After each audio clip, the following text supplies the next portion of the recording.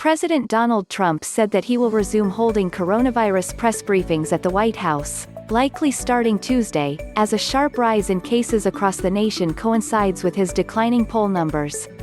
Trump, speaking in the Oval Office, told reporters Monday that, "We have had this big flare-up in Florida, Texas, a couple of other places," while maintaining that, "a lot of the country is doing well in its fight against the pandemic.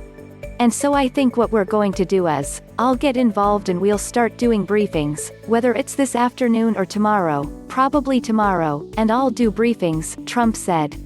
The decision to restart the briefings followed internal polling showing the White House that the Trump administration's response to the pandemic and its messaging were not breaking through, NBC News reported, citing a senior administration official. White House Press Secretary Kayleigh McEnany appeared to confirm to Fox News later Monday that the next such briefing was set for 5 p.m. ET on Tuesday. She said the point of the briefings is to give reassurance to the American people that we are in a place where we see these cases rising as we increase testing, notably, but we are in a place where we are treating people in a better fashion because of the therapeutics developed under this president.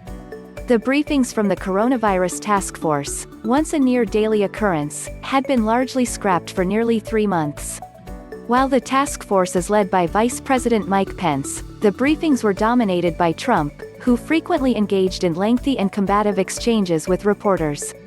In one of his last appearances in the briefing room, Trump speculated about whether ingesting disinfectants could work as a treatment for COVID-19, a moment that generated ferocious criticism from public health experts. In June, members of the task force held their first public briefing since late April. Trump was not present.